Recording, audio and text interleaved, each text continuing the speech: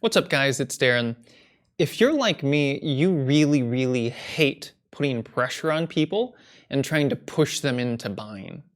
But fortunately, there is a way to do low pressure objection handling. Now, please take note, it's a low pressure way of doing objection handling. That does still mean you still have to handle objections. One thing that you have to understand before we get into this is that people are always still going to have objections. They're always still going to have concerns.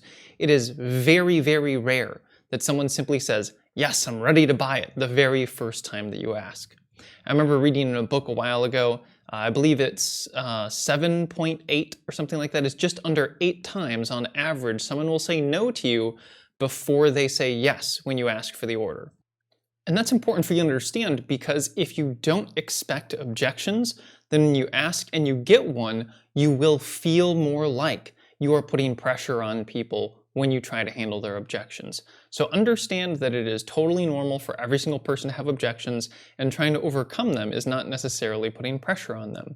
If you think, for example, of the last time you wanted to buy something, you probably complained about it before you bought it, even if it was something that you really wanted, you really needed, and after you bought it, you were super excited about it.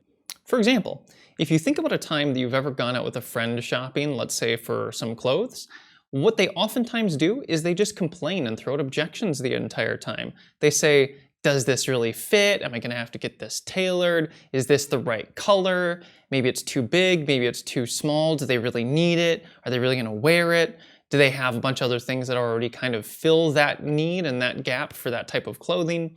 There's just a lot of humming and hawing over whether or not they should buy it. And the thing is, you do this too, even if you don't realize it. Anytime you look at doing a major purchase, there is a lot of, honestly, kind of sitting there and complaining and whining and thinking about all the reasons you might not need that particular one. Doesn't mean you won't buy it, doesn't mean you won't be happy with it, just means that's the normal decision-making process people go through. And while that example may make sense to you, have you ever thought about how that might apply to your customers? When they're looking at your product or their service, when they say, I'm just not really sure, that seems like too much money, I'm not sure that it's really gonna fit this need that I have or that need, I feel like I should talk to my cousin, my sister, my brother, my partner, my whatever. Do you feel at that moment that that is a normal, natural thing for them to say along the process in buying? Or do you suddenly feel like now you need to push and put pressure on them to make the decision? It's the same thing.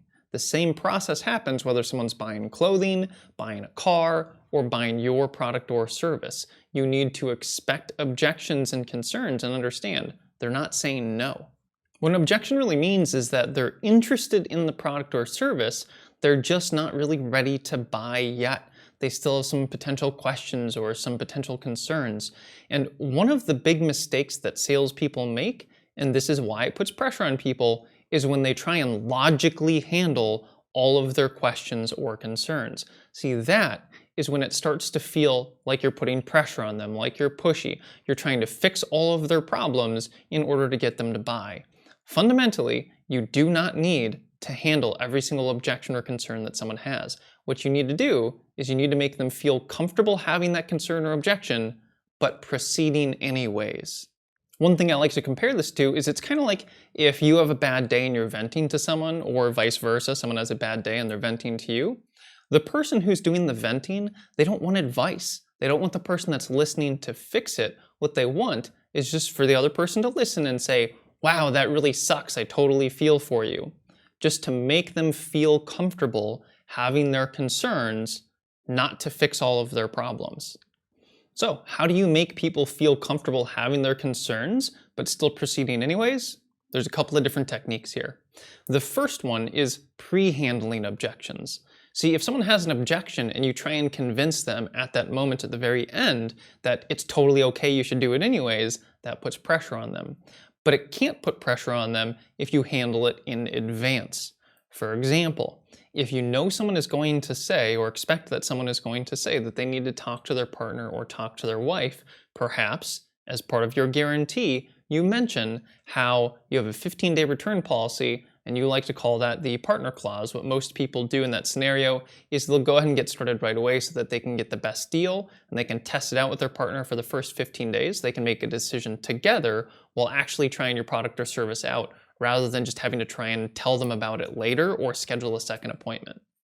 If you compare that to not saying anything about it, waiting until the end when you ask for the order and they say, I really need to talk to my partner, and then you try and say, oh, well, yeah, you should just get it anyways because we have that guarantee so you can test it out with them. That now is putting pressure on them. By handling in advance, doesn't put pressure. Doing it on the spot at the end puts pressure on them. Now, that's not obviously going to work every single time and suddenly make that objection go away and make them buy every time, but it does handle the objection, it does increase the odds of you getting the sale, and it does it in a low pressure way. Another method of handling objections in a low pressure way is instead of telling someone what to do, it's telling them a story of what someone else like them has done before. Hint, that means they bought your product, and how it turned out for them. Now, the general formula for this is feel, felt, found. You say, I understand how you feel, this other customer felt the same way, and here's what they found. So let's do an example of what this might actually sound like. Let's say you had a prospect that said it was too much money. So maybe they said, hey, I think your product or your service or whatever is really great, it sounds awesome, but I think that it's just a little bit outside of our budget right now. I just don't think it's something that we can really afford. Instead of telling them, again, the reasons why they should buy and why it's going to get them a return, which ends up putting pressure on them, you could instead say, hey, I definitely understand why you feel that way. I know that it's a lot more money than you're used to spending, especially because right now you do it yourself, and that's free for you. But what all of our customers have found is that after they start working with us, they get a lot of their time back, because all that time that you spend on it is time that you're not spending on more important things in your business. And what they've also found is that by having us do it, it ends up being a lot higher quality work because this is what we specialize in. So it actually ends up making you more money in the process as well. So that's why all of our customers are really happy after they work with us, and that's why we have such great reviews. Last, I think most effective way of handling objections without putting pressure on people is to not handle the objection and not focus on closing the sale, but instead seek to understand. Ask them questions, try to understand their situation and where they're coming from even more, because it's impossible to put pressure on people when you're just asking more questions, trying to understand their situation.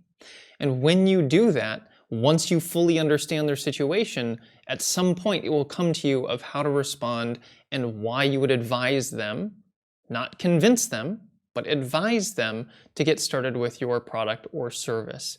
I believe thoroughly that the number one thing that salespeople can do to become more effective at sales is let go of caring about whether or not you make the sale and instead care about your customer. Care about the result that they're going to get and what's important to them. Because when you really truly care about the customer and are trying to get the best possible result for them, they can tell. They can feel that you are coming to a place of trying to advise them to get their best result rather than being greedy to try and get the most money. And that, paradoxically, is what will make you the most sales and what will make you the most money, and do it in a low pressure way. Now, if you think any of this is going to help you handle objections and do it in a more low pressure way, then no pressure, but you should hit the like button because it helps me out with the YouTube algorithm. And if you'd like more tips and advice for how to grow your business and how to improve in sales, then feel free to go ahead and hit the subscribe button and the notification bell below so you can get a heads up whenever I post new videos. And if you have any content requests or any questions, feel free to go ahead and comment them below and I will respond as soon as I can. Have a great day, and we'll see you soon.